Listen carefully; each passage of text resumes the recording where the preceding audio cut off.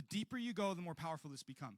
See, when he says pure and undefiled religion, it gets even better. See, a lot of times this passage is misused and misrepresented as a command, but it's not a command.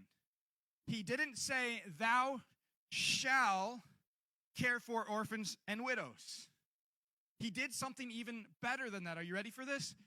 He used it not as a command, but as a definition. See, here's what he did. He said, this is what it looks like to have pure faith. And I'm assuming the best of you that you want your faith to be as pure as it can, that you want your faith to grow as much as it can. So instead of giving you a command, he gave you an invitation, because there's a purity in choosing an option rather than responding to a mandate. Do you understand what I'm saying? There's a purity in doing it because you want to rather than doing it because you're forced to. And so what he did is, in this proverb-esque form, he said, this is what pure faith looks like. Now you get to choose if you're going to pursue it, because I'm not going to command it. Praise Jesus for that precious gift.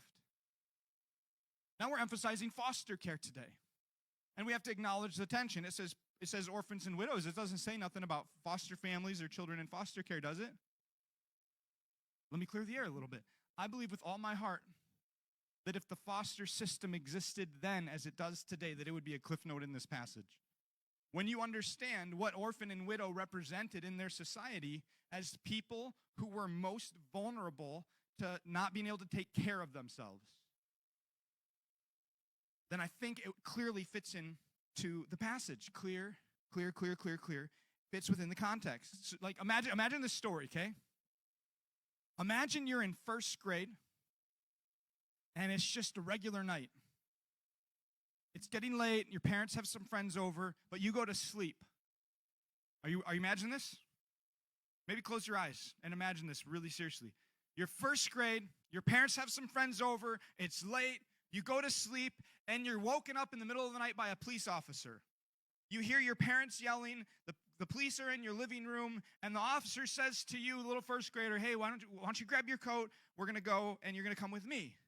And there's another officer in the house holding your little baby sister, and your parents are gone, and when you ask why you have to leave, they say, because we need to talk to your parents at the police station. Or imagine this. Imagine you're in middle school, and you usually walk home from school, but at the end of the day, you're called into the office, and somebody introduces herself to you as a social worker.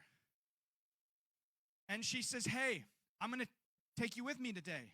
And you say, well, what about my brother? And she says, we're going to go pick him up too. And when you ask why, she says, because my mom and dad were arrested, your mom and dad were arrested, and you're going to have to go stay with another family for a while.